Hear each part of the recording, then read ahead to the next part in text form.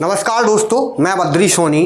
अगर आप P ratio को बिना देखे बिना समझे किसी भी कंपनी के शेयर्स को खरीदते हो या फिर किसी कंपनी में इन्वेस्टमेंट करते हो तो आप सबसे बड़ी गलती कर रहे हो, क्योंकि भारत का बड़े से बड़ा इन्वेस्टर बिना पी रेशियो देखे किसी भी स्टॉक, किसी भी शेयर्स या किसी भी कंपनी में इन्वेस्टमेंट बिल्कुल नहीं करता, क्योंकि वो जानता है कि जितने भी टूल्स हैं स्टॉक मार्केट को समझने के, उन सबको समझने के बाद ही इन्वेस्टमेंट करना चाहिए, तब जाके सही तरीके से प्रॉफिट निकाल पाएंगे आप स्टॉक मार्केट से। मैं आपको बता दूं कि फाइनेंशियल रेशियो का सुपरस्टार माना जाता है पी रेशियो को।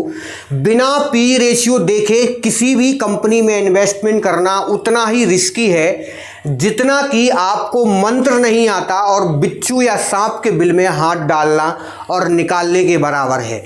इसलिए पी रेशियो को समझना बेहद ज़रूरी है। चलो हम बिना टाइम वेस्ट किए चलते हैं पी रेशियो को समझने। क्या है पी रेशियो, कैसे निकालते हैं पी रेशियो, ये सारी चीज़ें डिस्कस करेंगे। क्या सही है पी रेशियो कंपनी के लिए, कितना सही है पी रेशियो कंपनी के लिए, ये सब कुछ समझते हैं। उससे पहले वीडियो को लाइक और चैनल को सब्सक्राइब जरूर कर देना। पी रेशियो हमें ये बताता है कि कंपनी के इन्वेस्टर कंपनी के प्रॉफिट के लिए पर शेयर कितनी कीमत देने को तैयार हैं। कंपनी का जितना अधिक पी रेशियो होगा कंपनी का शेयर्स उतना ही महंगा होगा। कंपनी का पी रेशियो जितना कम होगा कंपनी का शेयर्स उतना ही सस्ता होगा।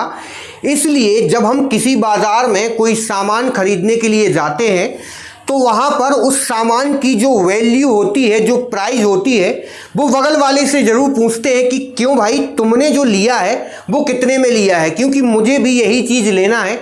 तो पी रेशियो को कैलकुलेट करने का सबसे बड़ा कारण यही है कि हमें ये मालूम चल जाता है कि जिस शेयर्स को हम लेने जा रहे हैं वो शेयर्स महंगा है या फिर सस्ता है। किसी भी कंपनी का पी रेशियो यानी प्राइस अर्निंग रेशियो निकालने के लिए ईपीएस को कैलकुलेट करना बहुत ज़रूरी है, यानी अर्निंग पर शेयर। एक शेयर का प्राइस कितना है, एक शेयर की अर्निंग कितनी है।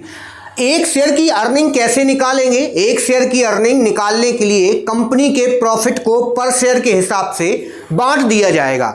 जो आंकड़े निकल के आएंगे उसे ही हम ईपीएस कहते हैं।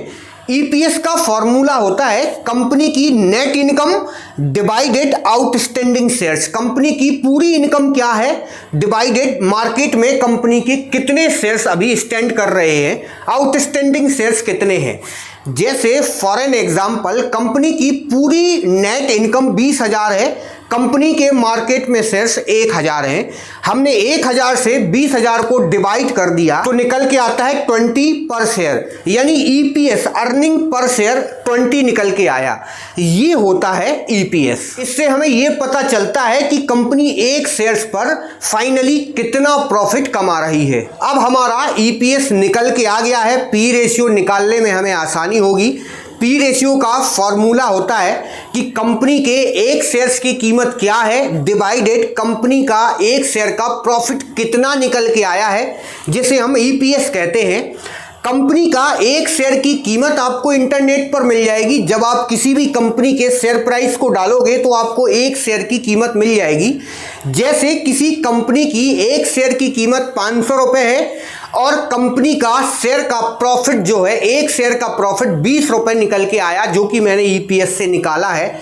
इससे अगर डिवाइड कर देते हैं तो इसमें निकल के आएगा 25 रुपये। मैं आपको बता दूं कि सबसे वेस्ट पी रेशियो जो होता है वो होता है 20 से 25 के बीच में। अगर किसी कंपनी का पी रेशियो 20 से 25 है, यानी वो इन्वेस्टमेंट करने के लिए वो कंपनी आपके लिए वेस्ट है। उस कंपनी में आप आंख बंद करके इन्वेस्टमेंट करो, आपको सिर्फ प्रॉफिट होगा।